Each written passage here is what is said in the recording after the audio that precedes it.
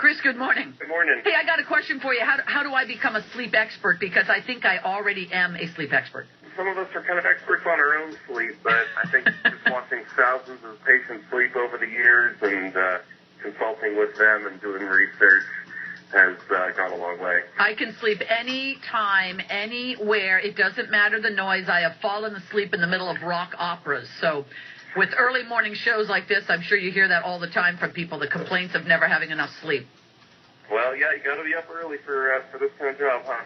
Absolutely. Now, other cultures, I always enjoyed my time in Spain years ago. I spent a couple months living in Spain, and everything stops midday. I mean, it stops. They go home, they have a big meal, and businesses close, and they don't go back to work until about 4 o'clock in the afternoon. They take that nice long siesta. I've never been, but I hear it. I hear about it, and it sure sounds nice. Well, what are the benefits of taking a nap? I mean, because I tell you, if I can get a nap every day, it means I'm, I can stretch my, sociability to a little further in the evening. But if I don't, I'm a mess.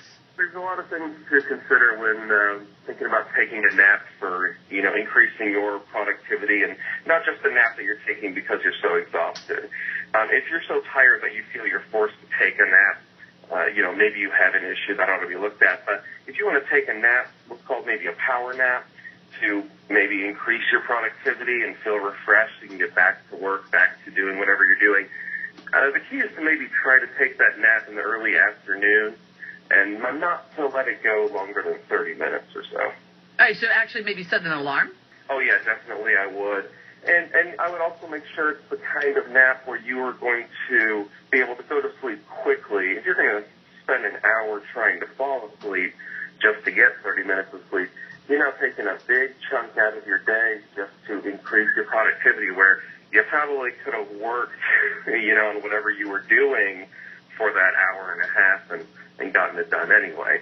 Since there are a lot of cultures that actually, that's sort of inbred in their culture, because it's not just the Spaniards, the Germans, Japanese, they all like that little bit of a power nap. Do you think there may be a trend in the workplace where maybe there's actually, an allotment time for, maybe you can count that as part of your lunch day or something, or lunchtime rather, to be able to get that nap in? Do you see that actually, becoming something that we look at? Well, yeah, I could see that possibly happening.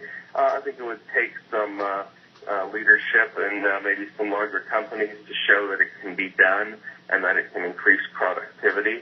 But, if you feel like you're the kind of person that could benefit from that short nap, maybe you could speak with your employer and see if that's something that could be worked out. But, again, you'd want to keep that nap short, because if you end up staying asleep for maybe longer than 30 minutes, you could end up going into a deeper sleep, and you're going to wake up feeling groggy and much less awake, really. You really don't want to let your body get into what we call deep sleep. Yeah, that's something that I noticed my husband always tells me that he doesn't like a nap because he said he ends up feeling worse. I'm one of those ones that if I can grab 15, 20 minutes, it's like a total rejuvenation. Right, and some people may enter that deep sleep earlier, and I tell you, maybe if you've ever taken a nap that lasted an hour and a half or 2 hours, and you wake up feeling like, you just got hit by a truck, you just, feel just terrible, maybe have a little headache, that's when you've had that deep sleep, and then you were woken up from it, and that doesn't feel good at all. Chris Gaman, our sleep expert, with great advice there. Apparently, it not only does it help your complex motor skills and muscular precision, but it actually keeps those stress hormones in check, and it helps to prevent diabetes and heart disease. Wow.